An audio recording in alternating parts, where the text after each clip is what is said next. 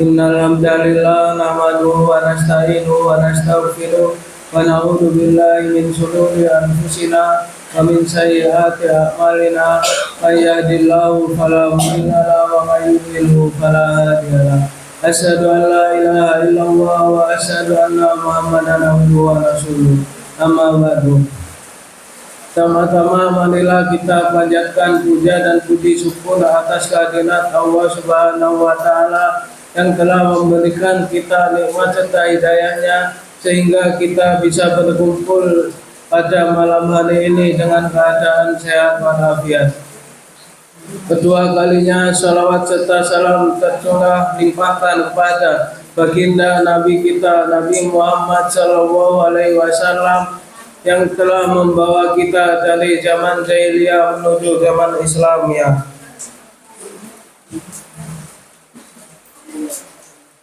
Para jamaah rahimakumullah,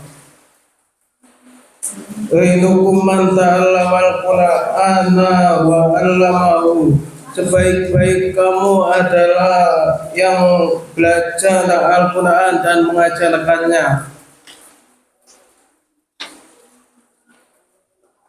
Dalam pandangan Allah Subhanahu wa taala, manusia yang terbaik adalah mereka yang mau belajar Al-Quran dan mengajarkan kepada orang lain. Jamaah rahimakumullah, kalau sore di rumah kan belajar, Allah sangat cinta dan suka kepada anak-anak yang belajar Al-Quran. Jamaah rahimakumullah, tidak semua orang mau belajar Al-Quran, apalagi sampai mau mengajarkannya.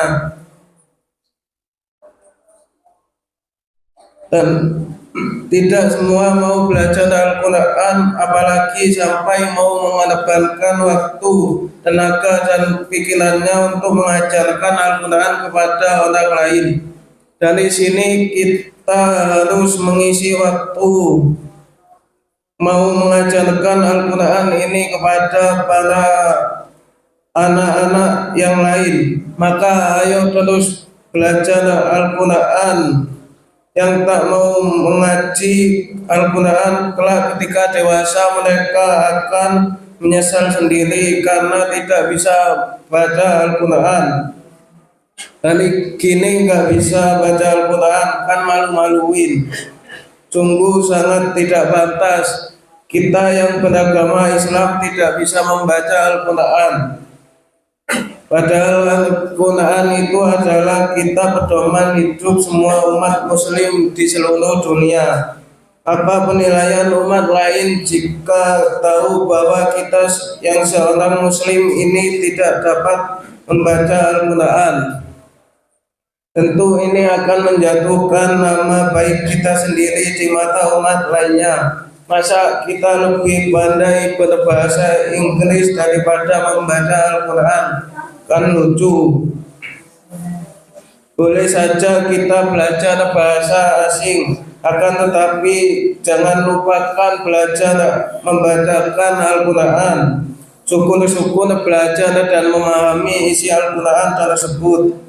Nah, sekarang bagaimana agar kita bisa baca Al-Quran? Jawabannya hanya satu, yaitu kita harus membaca Al-Quran. Di mana? Terserah. Sekarang ini belajar Al-Quran tidak sulit, sebab di mana-mana sudah banyak lembaga pendidikan Al-Quran, atau yang lebih kita kenal dengan TPA atau TPQ.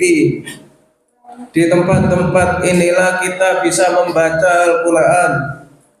Para jamaah yang saya hormati, mungkin demikian yang dapat saya sampaikan, kurang lebihnya mohon maaf. Nun wal qalami wa ma yasturun fastabiqul khairat. Wassalamualaikum warahmatullahi wabarakatuh. Alhamdulillahirabbil alamin. Wassalatu wassalamu ala asrofil anbiya'i wal mursalin wa ala alihi wa sahbihi ajmain, amma ba'du.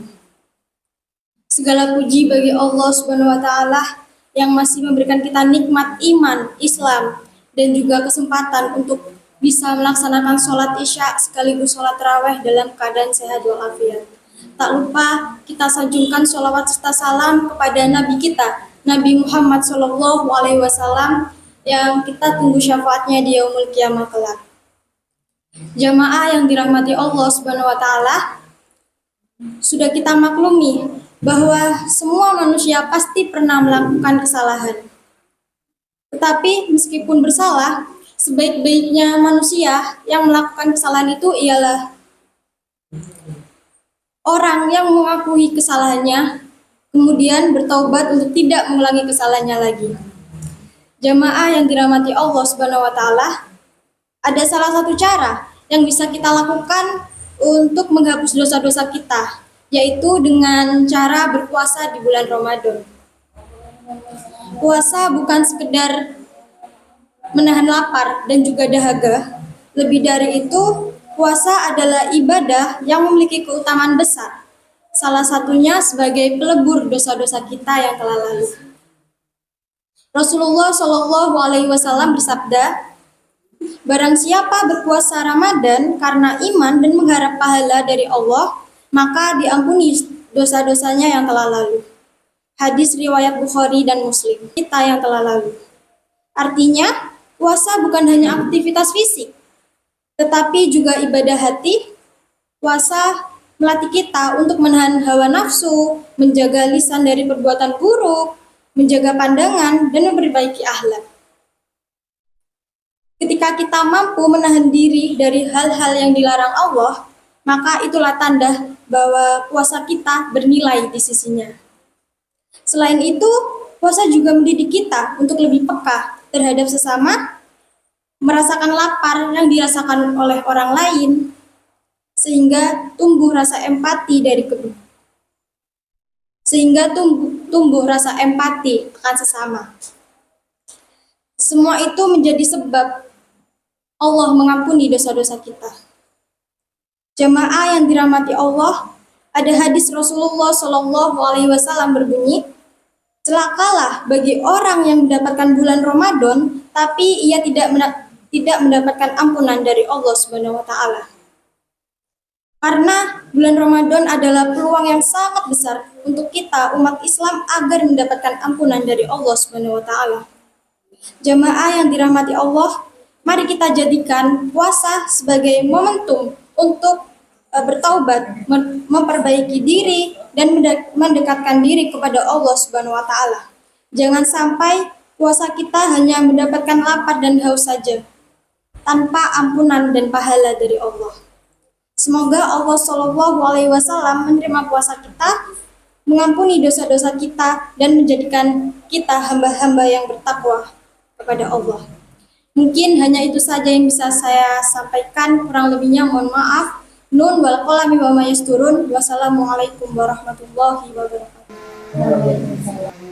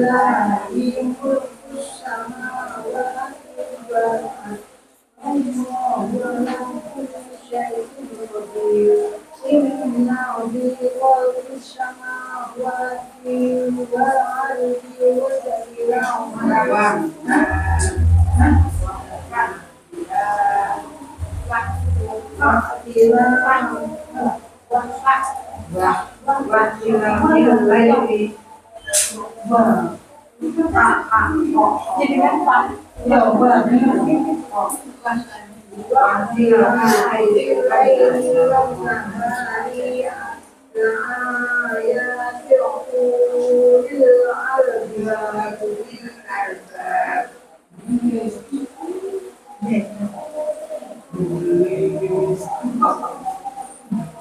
الذين يذكرون الله قياما وقعودا وعلى جنوبهم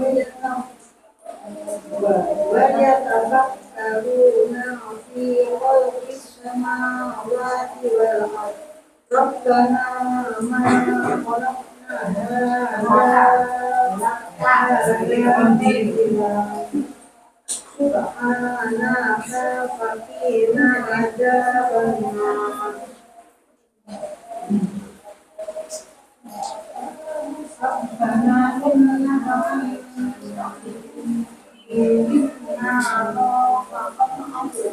فقد أتيت وما للظالمين من أنصار ربنا إنك سميع منادي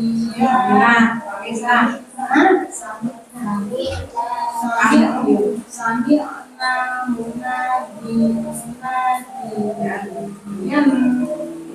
مناديا ينادي بالرحمن أن آمنوا بربكم فآمنا